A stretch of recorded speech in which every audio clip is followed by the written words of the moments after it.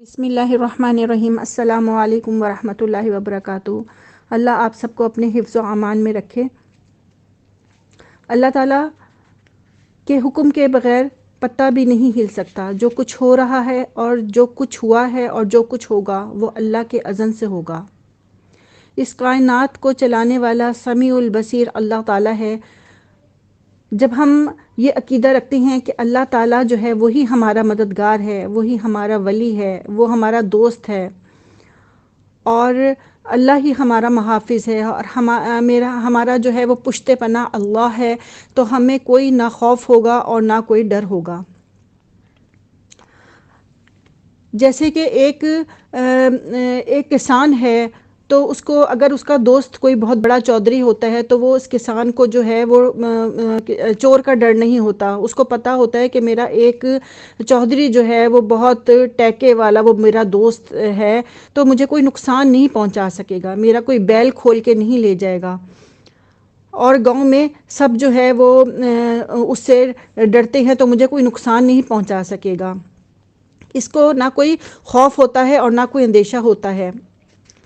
تو پھر تصور کریں کہ اگر اللہ ہمارے ساتھ ہے، یہ ہمارا ایمان ہو، اللہ ہمارا دوست ہے، وہ ہمارا مددگار ہے، حمایتی ہے، ہمارا ساتھ ہے، تو ہمارا کوئی کچھ نہیں بگاڑ سکتا۔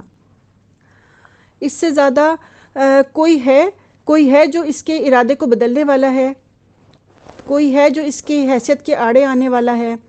تو پھر ہم لوگوں سے کیوں مانگتے ہیں؟ ہمیں چاہیے کہ ہم یقین کر لیں کہ اگر دنیا کے تمام انسان ہمیں مل کر بھی نقصان پہنچانا چاہیں تو نہیں پہنچا سکتے، مگر اگر اللہ چاہے تو، اور اگر کوئی نفع پہنچانا چاہے تو نہیں پہنچا سکتا، مگر اگر اللہ چاہے تو۔ اللہ کے حکم کے بغیر کچھ نہیں ہو سکتا۔ یہ حدیث مبارکہ ہے اور اس پر ہمیں ایمان لائیں گے تو ہمیں کسی چیز کا ڈر نہیں ہوگا۔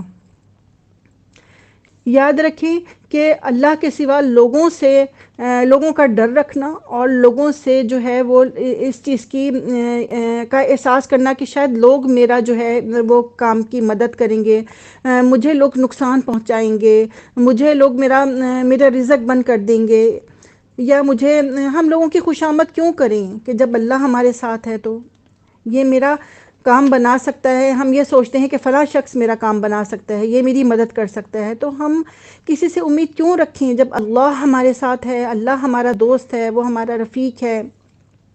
دوسروں سے امید رکھنا یہ تو شرک ہے۔ بتوں سے تجھ کو امیدیں، خدا سے نا امیدی، مجھے بتا تو صحیح اور کافری کیا ہے۔ ہمارا ایمان ہونا چاہیے لا حول ولا قوت الا باللہ، اللہ کے حکم کے بغیر کچھ نہیں ہو سکتا، سب طاقت جو ہے وہ اللہ تعالیٰ کو حاصل ہے۔ شیخ عبد القادر جیلانی نے اپنے بیٹے کو نصیحت کی اور کہا کہ اے میرے بچے، اس حقیقت کو ذہن نشین کر لیں کہ کسی بھی چیز میں جو ہے تاثیر نہیں ہے اگر اللہ نہ چاہے تو۔ آگ جلا نہیں سکتی اگر اللہ نہ چاہے، اور پانی ڈبو نہیں سکتا اگر اللہ نہ چاہے، زہر ہلاک نہیں کر سکتا اگر اللہ نہ چاہے، کوئی چیز تمہیں نقصان نہیں پہنچا سکتی، فائدہ نہیں دے سکتی اگر اللہ نہ چاہے۔ ہمیں چاہیے کہ ایک اللہ سے مانگیں، کسی کے لیے جو ہے وہ مدد کے لیے ہاتھ نہ پھیلائیں۔ یاد رکھیں پانی جو ہے وہ پیاس بجھا نہیں سکتا مگر اللہ کے حکم سے، کھانا بھوک نہیں مٹا سکتا مگر اللہ کے حکم سے، دوائی کسی بھی قسم کی مہنگی سی مہنگی ڈاکٹر کی لے لیں وہ اثر نہیں کر سکتی جب تک کہ اللہ کا حکم نہ ہو۔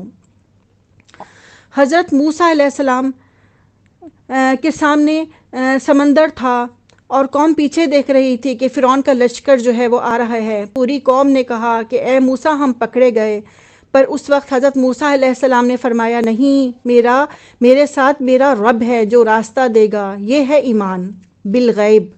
راستہ نظر نہیں آ رہا تھا لیکن انہیں اللہ پر بھروسہ تھا، اللہ پر یقین تھا۔ اسی طرح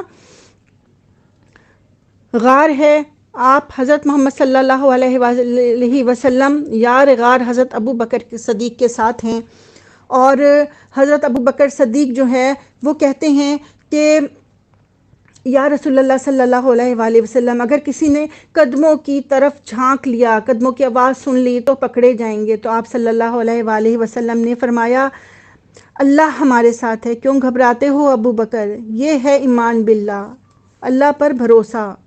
کیونکہ جب اسباب ہوں تو پھر اللہ پر ایمان رکھنا تو کوئی ایمان نہ ہوا۔ اگر میرے جیب میں پیسے ہیں تو وہ تو میرا ایمان نہیں ہے نا۔ اگر میرے پاس پیسے نہیں ہیں، اگر مجھے رستہ نہیں نظر نہیں آ رہا، تو میں اللہ پر یقین رکھوں گا کہ اللہ ہے جو مجھے میری مدد کرے گا۔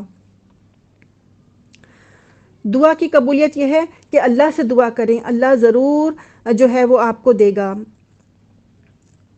اور اللہ تعالیٰ سے ہی مانگتے رہیں۔ اللہ ہمارے ساتھ ہے، اللہ ہماری مدد ضرور کرتے ہیں، بس ہمارا ایمان کمزور ہے۔ ہمیں چاہیے کہ ہم ہر وقت اللہ پہ توکل کریں، جیسے کہ توکل کرنے کا حق ہے۔